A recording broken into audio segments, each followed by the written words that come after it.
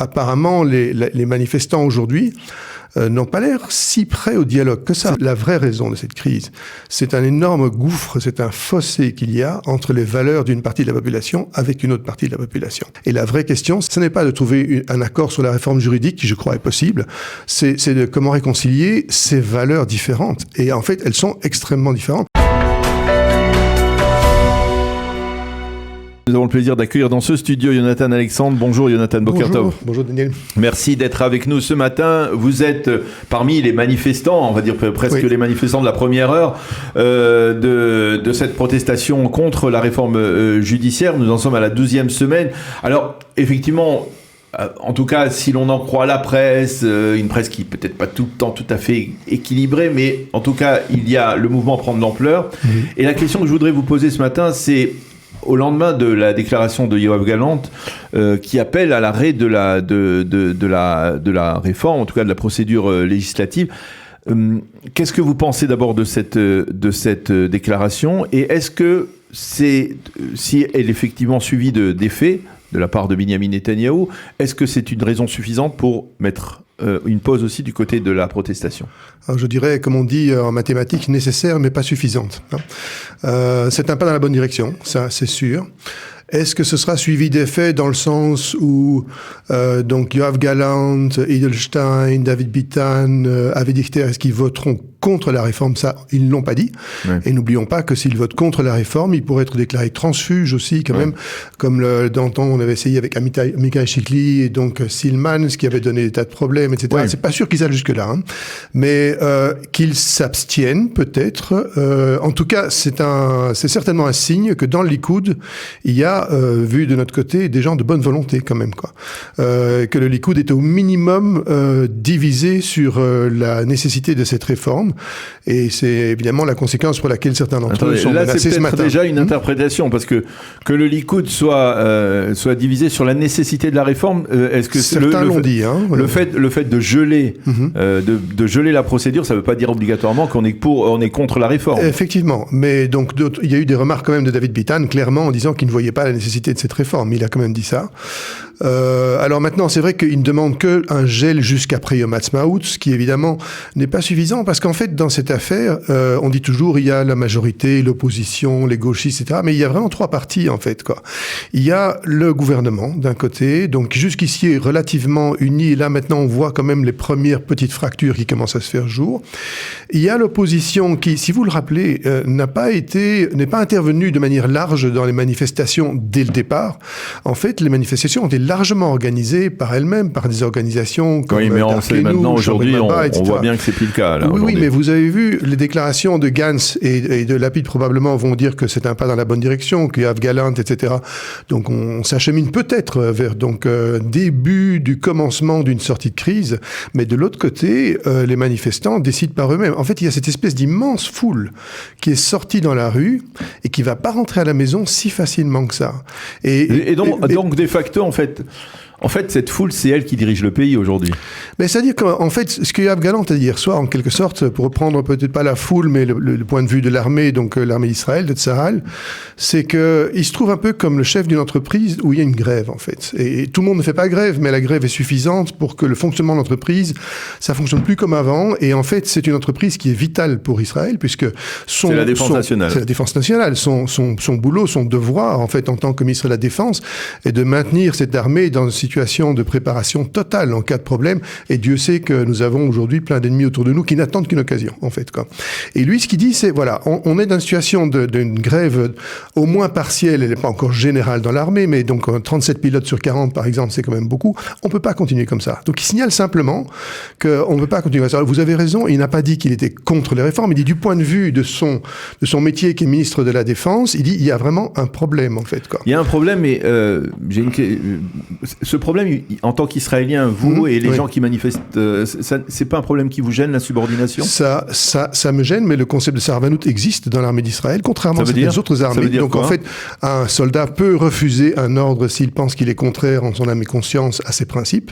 Et ça s'est passé d'ailleurs plusieurs fois, donc pour d'autres raisons. Et donc il doit être emprisonné, alors, il doit survivre une peine, être condamné. C'est un principe qui existe dans l'armée d'Israël. Moi, je l'accepte comme ça, si vous voulez. Je suis pas émotionnel vis-à-vis de ça. Je regarde regarde simplement parce qu'on a l'impression qu'il y a certains principes que l'on cautionne lorsque l'on est partisan, on va dire, du camp de centre-gauche, mais que l'on défend, auquel on s'oppose lorsque c'est, par exemple, la droite qui les met en application, qui envisage de les mettre en application. Je vous signale que lors du Hitnadkut, qui est quand même l'origine émotionnelle, si on peut dire, de la crise que nous avons aujourd'hui. Ah bon, pourquoi parce qu'en fait, on entend très souvent le mot dire le désengagement, la Cour suprême n'a pas à l'époque, oui, etc., parce que il y a une source émentionnelle là-dedans, quand même, qu'il faut de la part de la droite, de la part de l'actuel gouvernement, de la part de l'actuelle majorité que l'on par exemple, Moshe Koppel, qui est le patron de Kohelet, il y a encore une annonce d'autobus dans son jardin de Gaza. Donc en fait, c'est très émotionnel. Et ce qui s'est passé à l'époque, je ne sais pas si vous vous rappelez. Je me permets de vous le dire, c'est quand même quelque chose d'assez particulier, parce que la Hitnadkut, le désengagement, l'expulsion des habitants du Gush Katif, c'est quand même quelque chose qui était totalement irréversible. C'est-à-dire qu'aujourd'hui, on ne peut plus revenir. Tandis que là, la réforme, elle n'est pas encore votée. N'est-ce pas? Donc parler d'insubordination, alors que là, je me souviens bien, à l'époque du Gush Katif aussi, on avait affirmé que des soldats refuseraient d'évacuer leurs propres frères ou leur famille de leur maison, mais finalement ça s'est pas produit, puisqu'il n'y en a pas eu qui ont mais là ça pose pas de problème. Je voulais y venir du point de vue de la Sarvanout, parce qu'à l'époque, si vous vous rappelez, des rabbins avaient dit aux soldats ne participaient pas à ces ordres, refusaient d'obéir à ces ordres. Non, il n'y en a jamais aucun qui ont refusé d'obéir. Non, en tout cas, le principe existait. Ça a été condamné. C'est-à-dire, ça a été condamné. On avait dit à l'époque que toute insubordination provoquerait une anarchie au sein de l'armée israélienne. Vous craignez pas qu'il y ait une anarchie là maintenant dans cette salle? C'est-à-dire, je pose la question. On va pas parler. Je pense pas qu'on peut parler d'anarchiste. On va pas parler. Voilà, je vais citer ce qu'a dit le. Je voudrais qu'on évite le mot anarchiste, parce que il y a pas d'anarchiste dans une foule de 600 000 d'après les organisateurs. Non, j'ai pas dit qu'il y a. Il y a des parachutistes. Il y a là-dedans. Mais il peut y avoir des anarchistes. 57% des parachutistes se sont pas présentés en fait au Milouim la semaine dernière. 37 pilotes sur 40, ce sont pas des anarchistes, ce sont des gens qui ont des principes. Il y a un Israël qui s'est réveillé. Quand il y a des gens qui ont des principes qui sont à gauche, c'est des principes. Quand il y a des Israéliens qui ont des principes à droite, c'est une insubordination. Il faut les écouter tous les deux. Mais en fait, je pense qu'on vient au cœur du problème là. En fait, c'est que parce que la question. Non, je dis parce que là, Shlomo Kari, qui est ministre de la communication, on peut contester ses propos ou pas. Mais en tout cas, lui, il dit qu'il a entendu des soldats de Golani qui disaient que si la réforme n'était pas votée, eh bien, eux aussi refuseraient d'obtempérer aux ordres de leurs supérieurs. Vous ne craignez pas que c'est sans revenir au Gush Katif. Eh bien, j'allais en venir à ce point-là. C'est le point principal, en fait, parce qu'il y a deux aspects dans cette réforme. Il y a un aspect technique.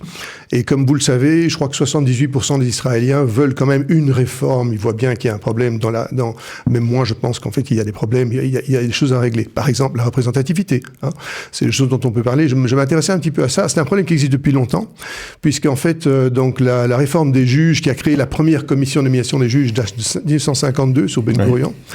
Et en mars 53, l'année suivante, en fait, le ministre de la Justice de l'époque, je ne sais plus comment il s'appelle maintenant, voulait donc nommer encore un Ashkenaz à la Cour suprême, d'accord? Et ça a fait une grosse discussion, parce qu'il y avait un ministre séfarade, en fait, Chitrit à l'époque, qui a dit que lui n'allait pas, il allait s'opposer à ça. Et Ben Gurion a pris la défense de Chitrit en disant: je ne vote plus pour aucune nomination tant que je n'ai pas en face de moi un dossier d'un juge séfarade à nommer à la Cour suprême. Donc ça date déjà de cette époque. La représentativité, c'est une chose qu'il faut régler. J'ai quand même regardé que... Les critiques envers la Cour suprême, ça date de Ben Gurion, de Rabin, Il y avait déjà des critiques à l'époque. Bon, aujourd'hui, la Cour suprême est quand même plutôt mieux cotée dans l'esprit des Israéliens que les gouvernements et les politiques. D'une partie des Israéliens, parce qu'il y a une partie des Israéliens, vous savez, qui ont voté pour 64 députés le 1er novembre, qui étaient favorables au départ à cette réforme. Oui et non, parce qu'en fait, si vous regardez dans le programme du Likoud... c'est écrit, Yariv Levin, il y avait une ligne sur la réforme juridique dans le programme du Likoud, et dans le programme précédent, celui de 2022, c'est 2021, c'était même pas mentionné. Bon. Donc en fait, je pense pas que les gens qui ont voté pour le Likoud, ils ont voté pour la réforme juridique, ils ont voté pour Bibi, en fait, soyons clairs, quoi. Donc beaucoup de gens me disent, j'ai voté pour Bibi parce que je respecte son jugement, etc., etc. Et ça, ce sont pas des gens qui ont regardé dans le détail. ils savent pas rentrer dans le fond. Ils sont pas rentrés dans les détails, c'est normal. On peut pas demander à tout le monde de lire les 70 pages d'un programme de parti. C'est un peu paternaliste, ça, c'est-à-dire. Mais de notre côté aussi, c'est le cas de tout le monde en fait. Quoi. Donc, je le répète, vous n'avez pas l'impression aujourd'hui que finalement, à travers ces manifestations qui sont légitimes, on peut le dire, bien, c'est la rue qui est au pouvoir et en fait l'actuel gouvernement qui est dans l'opposition finalement. Il faut dire, à plusieurs reprises en Israël, la rue a fait changer les choses. Par exemple, la démission de Golda Meir est due à une intervention, finalement, des manifestations. Le départ de Menachem Begin, en fait, a été largement déclenché par la même chose. C'est un élément dont il faut tenir compte. On ne peut pas faire passer certaines mesures contre 500 000 personnes dans la rue, ou certains disent 600 000, je ne sais pas, ça va jusque-là, mais on ne peut pas faire passer comme ça. Donc c'est ce que Galland a dit hier soir. Galland a dit, ça ne va pas passer. Donc il faut trouver des solutions. Il y a certainement des discussions qu'on peut avoir. Vous êtes favorable à un dialogue. Vous êtes favorable à un dialogue et à un compromis. C'est-à-dire, si par exemple on arrive à un compromis entre partisans et opposants de la réforme, un compromis sur lequel il y a des concessions des deux parties. Bien sûr. Vous seriez favorable? Mais pourquoi pas? Moi, je suis pas donc je suis plutôt yéchatite, comme vous savez. Donc ça veut dire qu'en fait, vous avez vu le plan du président. On a accepté d'en discuter, en réalité. Hein. Donc Gantz a accepté d'en discuter immédiatement, Lapid aussi. La coalition n'a pas souhaité donc donner suite. On est prêt au dialogue. Par contre, ce que je disais au départ, et je le rappelle, c'est que apparemment les manifestants aujourd'hui n'ont pas l'air si prêts au dialogue que ça, hein, quand même, quoi, d'accord? Maintenant, d'un autre côté, ce que ça met à jour, et la vraie raison de cette crise, c'est un énorme gouffre, c'est un fossé qu'il y a entre les valeurs d'une partie de la population avec une autre partie de la population. Parce que ce que fait Aaron Barak, ou ce qu'a fait Aaron Barak à l'époque, c'est donc mettre en place une théorie juridique qui dit qu'en fait, le rôle de juge est de remplir le gap qu'il y a entre une loi et les valeurs sociales de la société dans laquelle il se trouve. Je vais vous donner un exemple. Ses valeurs à lui. Je vais vous donner un exemple qui n'est pas contentieux, d'accord? En 1848, les Anglais ont voté une loi qui disait que l'épouse d'un travailleur qui meurt sur les lieux de travail a droit à une compensation donc de l'employeur. Nous sommes 100 ans plus tard et on a l'inverse. Donc l'épouse qui travaille meurt sur un lieu de travail. Est-ce que le mari a droit à une compensation? La loi ne dit pas ça. Le juge peut dire, interpréter l'intention en fait du législateur à l'époque et dire en fait je vais donner une compensation parce qu'aujourd'hui les valeurs sociales c'est que les femmes travaillent aussi et bien sûr etc., tout le monde accepte ça, d'accord? Allons un pas plus loin. Le couple est LGBT, donc on a deux compagnons, l'un d'entre eux décède et le juge dit je donne toujours une compensation parce qu'aujourd'hui les valeurs sociales acceptent. Mais vous voyez bien qu'une partie de la société, par exemple Avi Maoz, Smotrich, ceux qui votent non, n'acceptent pas ce genre de choses. Ils ne sont pas majoritaires, vous voyez bien aussi qu'il y a un président de la Knesset qui est homosexuel. Que vont-ils dire? Ils vont dire voilà un juge de gauche. J'ai donné un exemple un peu en dehors des sentiers battus pour ne pas que ce soit... Non, il y a des juges libéraux, il y a des juges conservateurs. C'est généralement la séparation. C'est-à-dire il faudrait qu'il y ait une sorte d'équilibre entre les juges libéraux et les juges conservateurs. Jusqu'à présent, ça n'a pas été vraiment le cas. Ce que je voulais dire, c'est que tant que la société a grosso modo les mêmes valeurs sociales, tout ça ne pose aucun problème. Cette théorie ne pose aucun problème. À partir du moment où nous avons deux parties de la société qui sont extrêmement divisées sur les valeurs, on a un problème qui se fait jour à travers la réforme juridique, parce que c'est là que c'est le plus visible, mais qui se fait jour ailleurs aussi, et notamment dans l'armée, par exemple. Mais vous n'avez pas le sentiment de rejeter toujours la responsabilité sur les autres, alors que peut-être que parfois les gens qui manifestent aujourd'hui dans la rue, eh bien, ils ont aussi peut-être une part de responsabilité. Je viens de donner un exemple neutre pour dire que nous avons objectivement des valeurs très différentes d'un côté et de l'autre. Et la vraie question, c'est comment... Ce n'est pas de trouver un accord sur la réforme juridique, qui je crois est possible, c'est de comment réconcilier ces valeurs différentes. Et en fait, elles sont extrêmement différentes. Alors, on a quelques signes là aussi positifs quand même. Et par exemple, vous l'avez signalé plus tôt, la manifestation à Bnei-Brak, où les manifestants étaient plutôt bien accueillis. En fait, j'ai un ami qui y a été, on leur a donné du tramine, en fait. Donc, les orthodoxes, ultra-orthodoxes ont une position intéressante sur ce sujet. Ils votent pour, bien sûr. Ils sont également convaincus qu'ils veulent absolument émasculer la Cour suprême, en quelque sorte. Mais ils ne dérangent pas parce qu'ils n'ont pas la même relation avec l'État que la droite israélienne. Ils sont pas vraiment dans le coup politique, ils n'ont jamais été. En fait, ils ont leurs propres objectifs, qui c'est de financer leur communauté, ne pas aller à l'armée, bien sûr, et contrôler la vie religieuse du pays. mais si vous leur donnez ça, en fait, en gros, si ils on sont leur pas... donne, si la gauche donne ça, bien ça suffira. Mais j'en suis persuadé que oui, ça c'est clair. Mais vous voyez que dans ce dialogue, dans cette manière de parler, il y a un ton paternaliste qui est peut-être un petit peu gênant. Donc. Mais ils le disent eux-mêmes, je veux dire, c'est de manière régulière. Non, ils ont fait partie du gouvernement, en fait, qui était de l'autre côté. Alors, je voudrais vous demander peut-être, Jonathan, de prendre un petit peu de recul. Oui. Quand on analysera, peut-être pas tout de suite, mais dans quelques mois ou dans quelques années, cette période-là de tension, de manifestations, de slogans, de publicité, de servantes écarlates, le jeu en vaut la chandelle lorsque, par exemple, aujourd'hui, concrètement, les responsables de la réforme, comme Rothman, disent que tout simplement il faudra on veut rajouter 2 juges conservateurs dans la commission dans la Cour suprême. On parle plus du tout des juges dans les autres instances. 2 juges, tout ça pour 2 juges. Est-ce que le jeu en valait la chandelle? Mettre l'État d'Israël dans une telle pagaille, dans un tel tourment pour 2 juges? Alors d'abord, la réforme, c'est plus que ce changement de la Constitution. Aujourd'hui, c'est que ça pour l'instant. Aujourd'hui, c'est que ça. Il y a Brout quand même qui est là aussi. Donc la Cour suprême n'aura plus le droit en fait d'annuler des lois.